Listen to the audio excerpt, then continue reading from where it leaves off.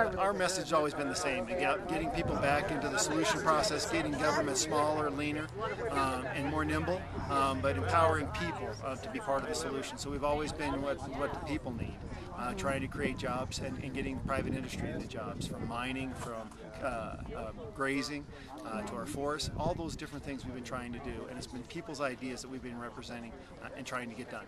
Okay, let's just go back to the forest thing a little bit.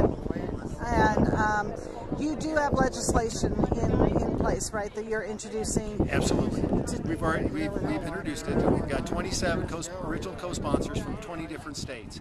This brings common sense to reform some of the rules and regulations, so that we're all involved in this. Communities of interest can have a say into the thinning of the forest and getting the appropriate response to forest management.